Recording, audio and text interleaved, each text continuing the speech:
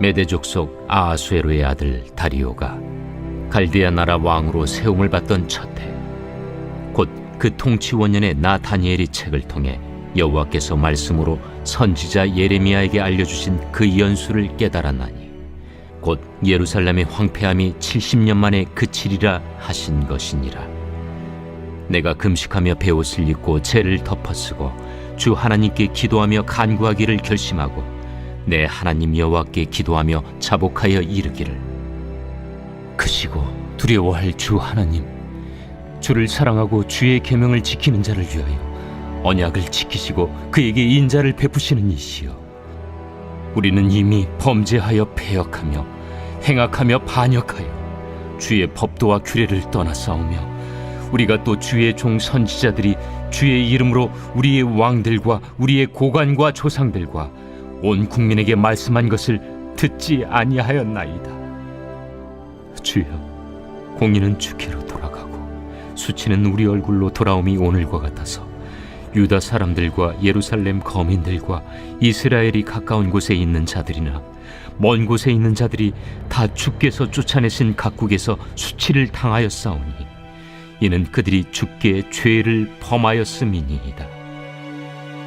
주여, 수치가 우리에게 돌아오고 우리의 왕들과 우리의 고관과 조상들에게 돌아온 것은 우리가 주께 범죄하였음이니이다마는 주 우리 하나님께는 긍휼과 용서하심이 있사오니 이는 우리가 주께 패역하였음이오며 우리 하나님 여호와의 목소리를 듣지 아니하며 여호와께서 그의 종 선지자들에게 부탁하여 우리 앞에 세우신 율법을 행하지 아니하였음이니이다.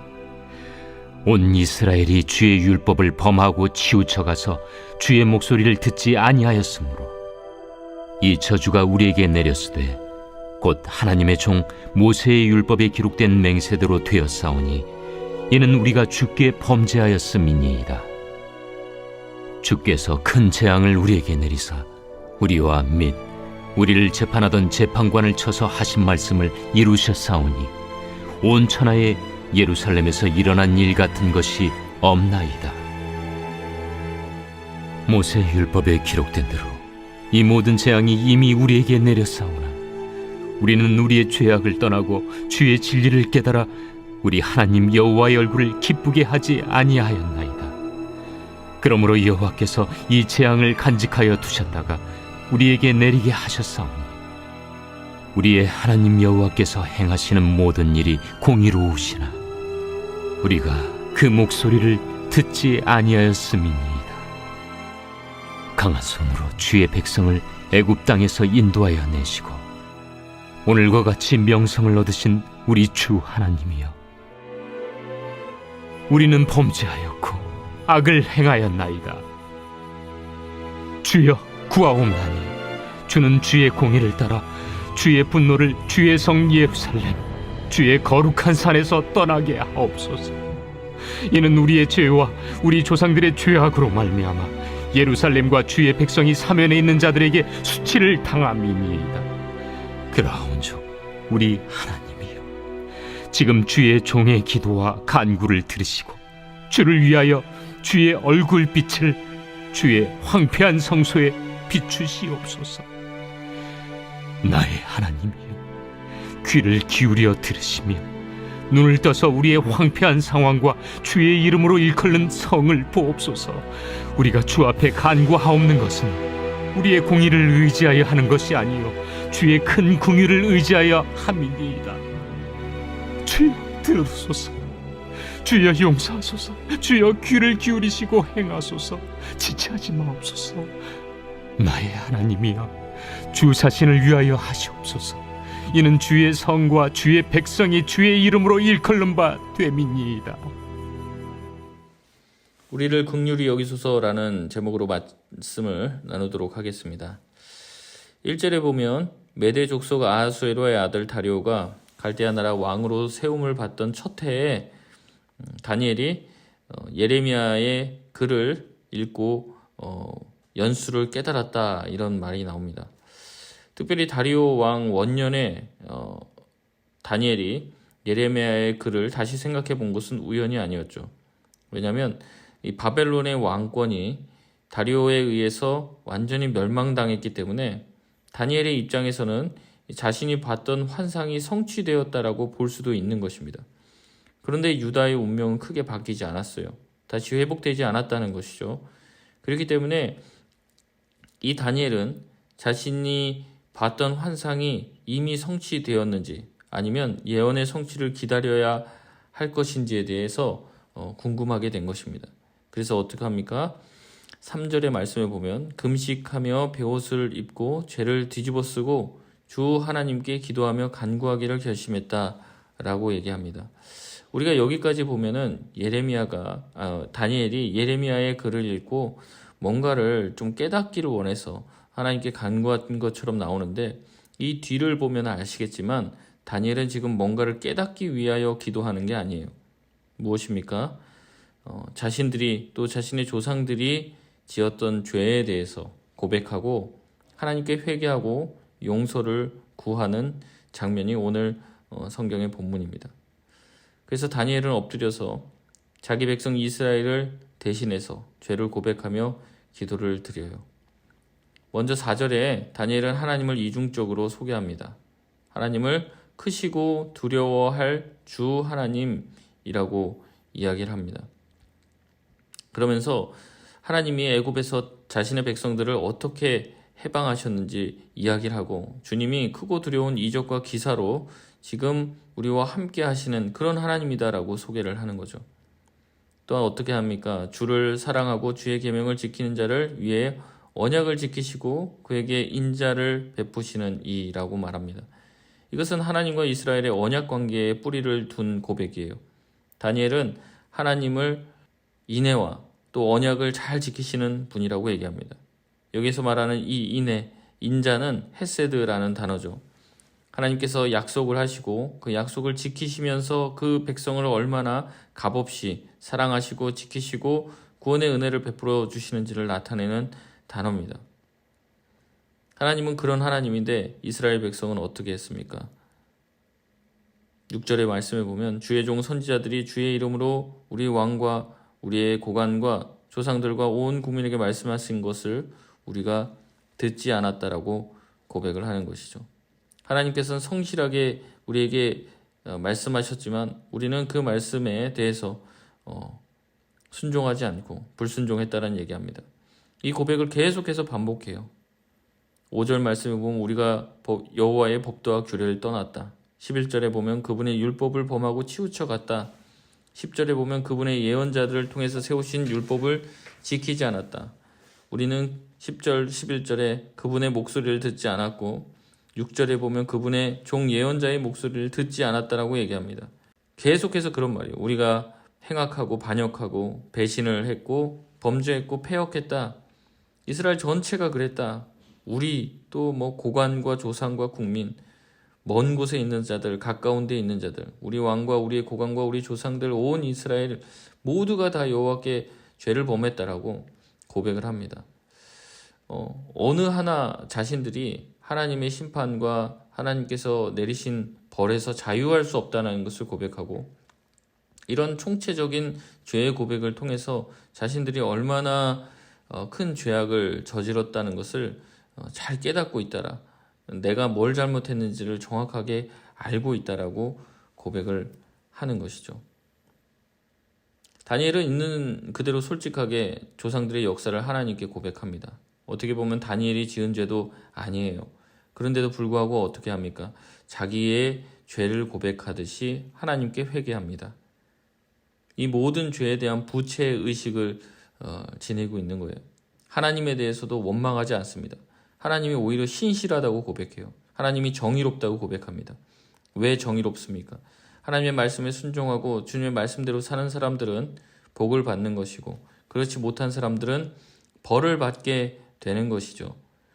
그렇기 때문에 자기들은 하나님을 떠나고 배반하고 하나님께 불순종했고 하나님이 주신 기회를 여러 차례 저버렸기 때문에 우리가 이렇게 포로가 된 것은 하나님의 심판이 오히려 공의롭다는 것을 밝히는 사실이라고 이야기를 하며 회개로 나가는 겁니다.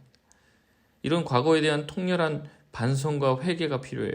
거기서부터 회복과 또 하나님께서 우리를 소생케 해주신다는 희망이 열리게 되는 거예요. 그렇지 않고 자기가 지었던 죄들을 뭉개고 될 수 있는 한 좋은 식으로 포장하는 방식으로 회개하는 것은 하나님께 다시 한번 우리의 삶을 시작하는데 전혀 도움이 되지 않습니다. 그래서 11절부터 14절까지는 하나님이 공의로우신 분이라는 것을 계속 강조하고 있어요. 하나님은 일찍이 모세를 통해서 이스라엘이 당신 명령을 준행하지 않을 경우에는 저주가 임할 것을 선포하셨는데 그것이 자기 민족에게 이루어졌다는 거죠. 12절에 보면 무엇이라고 얘기합니까? 주께서 큰 재앙을 우리에게 내리사 우리와 우리를 재판하던 재판관을 쳐서 하신 말씀을 이루셨다. 온 천하의 예루살렘에서 일어난 일 같은 것이 없을 정도로 하나님의 심판이 철저하게 일어났다는 거죠. 13절에 모세의 율법에 기록된 대로 모든 재앙이 우리에게 내렸다라고 얘기를 합니다. 그런데도 불구하고 자신들은 정신을 차리지 않고 회개를 하지 못했다는 거죠. 그래서 14절에 여호와께서 이 재앙을 간직하여 두셨다가 우리에게 내렸다. 그렇기 때문에 하나님은 어떤 분이라는 거예요? 모든 일에 공의로우시죠.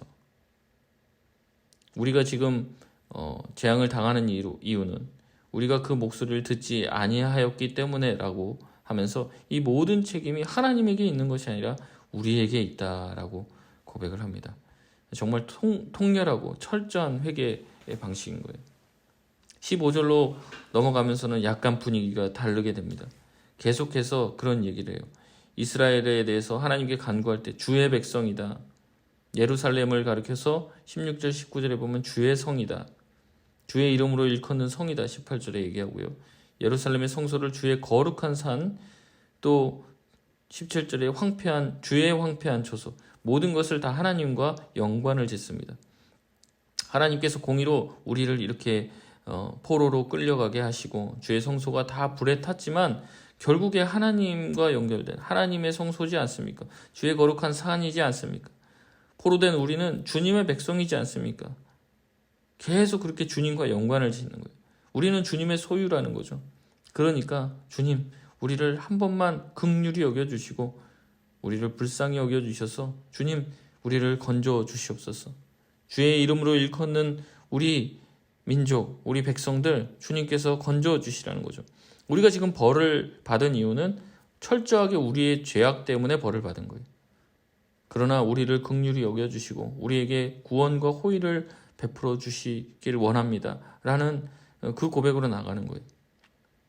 죄로 인한 징벌로 멸망하기 때문에 하나님께 어떻게 보면 도움을 구할 자격이 없죠. 만약에 이렇게 될 줄 알았다면 죄를 지어서는 안 됩니다. 근데 죄를 다 지어놓고 하나님 용서해 주십시오. 이렇게 나갈 어떤 그 면목이 없어요. 그럼에도 불구하고 하나님밖에 없습니다. 네, 하나님이 그래도 우리의 아버지시지 않습니까? 우리가 그래도 주님의 자녀들 아닙니까? 이 고백을 하는 거예요. 건져달라고. 철저하게 다니엘은 이스라엘 백성들이 출애굽에서 구원받은 그 사건을 처음 부분에 언급을 하면서 이 마지막 부분에도 그걸 연상시키는 얘기를 하는 거예요. 이스라엘 백성들이 어땠습니까? 이 애굽에서 이 이집트에서 종살이를 하고 있을 때 그들이 하나님께 간구했을 때 하나님이 그들을 건져 주신 것이죠. 다니엘은 이것을 기억하는 거예요. 아, 그래, 우리들이 다시 탄식하고 부르짖으면 하나님께서 다시 우리의 간구를 들으시고 하나님 자신을 위하여 하나님의 백성을 완전히 멸망하게 두시지 않으실 것이다. 다시 건져 주실 것이다 라는 믿음을 가지고 고백을 하는 거예요. 그래서 우리를 긍휼히 여기소서 이렇게 기도하는 것이라는 거죠. 우리가 회개할 때 철저하게 회개하는 것이 필요합니다. 그리고 철저하게 이 회개에서 우리를 용서해 주시고 우리를 건져 주시는 것이 하나님의 손에 달려 있음을 믿음으로 고백해야 돼요. 내가 회개하고 죄를 고백했다고 했기 때문에 하나님이 당연히 나를 용서해 주셔야 한다는 그런 생각으로 임하면 안 됩니다. 용서는 전적으로 하나님께 달린 것이. 우리는 죄를 고백했기 때문에 하나님이 무조건 자동적으로 용서해 주고 구원해 주시리라 기대해서는 안 됩니다. 하나님보다 먼저 내 스스로가 나를 용서해서는 안 되죠. 회개와 용서 공식을 하나님의 긍휼보다 더 신뢰해서는 안 됩니다. 다시 한번 우리의 마음을 낮추고 주님 우리의 죄악을 고백하고 주님의 은혜를 구합니다. 주님 우리를 긍휼히 여기소서라는 긍휼한 마음을 가질 때 주님께서 우리의 죄악에도 불구하고 우리를 다시 일으켜 주시는 은혜, 회복의 은혜를 기대할 수 있다는 것이죠. 말씀을 마치겠습니다. 다니엘은 철저히 부채의식을 가지고 있어요. 자기 자신이 지은 죄인 것처럼 자신의 민족의 죄, 또 자기 공동체의 죄악이 마치 자기의 죄인 것처럼 기도하고 있습니다. 우리도 이런 부채의식이 필요해요. 주인 행세만 해서는 안 됩니다. 주인 의식을 가져야 되죠. 우리 교회에 부족한 부분들이 있습니까? 우리 교회에 연약한 부분이 있습니까? 남의 잘못이 아닙니다. 나의 잘못이라는 거죠. 내가 기도하지 않았고, 내가 주님 앞에 엎드리지 않았고, 내가 전도하지 않았던 그런 나의 실수, 나의 부족함, 나의 죄악, 그것을 가지고 주님 앞에 나아갈 때 하나님께서 그 사람을 그 민족의 그 공동체의 리더로 사용하시는 거예요. 오늘 이 아침 다시 한번 주님의 긍휼을 구하셨으면 좋겠습니다. 주님께서만이 우리를 구원하실 수 있다는 믿음을 가지고 주님만 바라보며 나아갈 수 있는 우리 모두가 되시길 바랍니다.